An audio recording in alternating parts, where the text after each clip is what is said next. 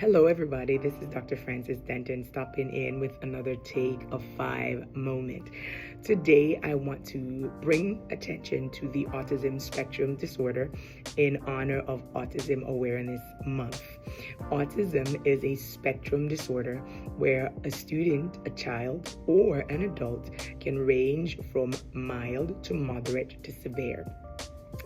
This disorder is one that affects how the individual processes information, receives information, and how they socialize.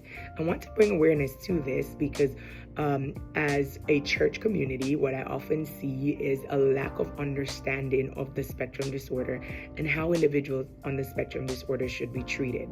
I'm a firm believer that God has created us in His image and in His likeness, and no two human beings are the same. And I also want us to be conscious of the fact that whether we are considered whole by society, not having a disability, or whether we have a disability, God came through His Son and died for us all. And therefore, we must make space in our churches to be able to accommodate every person, whether they're uniquely abled or they are considered non-disabled. With that being said, I want us to consider this. Do we have a space in our local churches where an individual who is on the spectrum can come, receive the word of the Lord, and be edified? Also, do we have a population of volunteers who understand that individuals who are disabled are as just worthy of the word of God as those who are non-disabled? It's really some food for thoughts.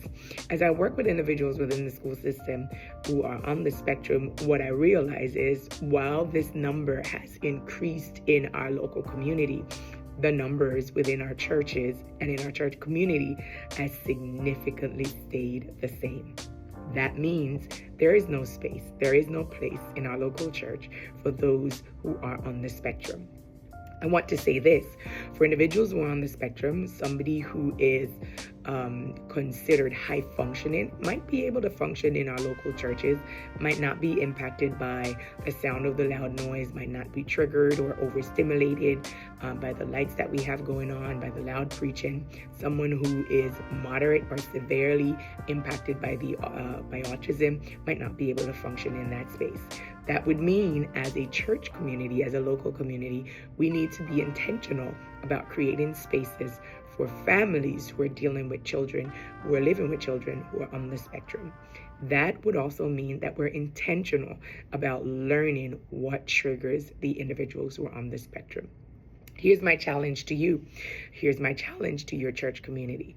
Think about a space and a place in your local congregation where individuals who are on the spectrum will be able to come.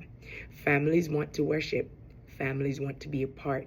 Not only would we be able to reach the individual who is on the spectrum, but we'd be able to open doors for the multitude of families in our local areas who just want a place to worship where their entire family could be involved. I trust that this was edifying to you.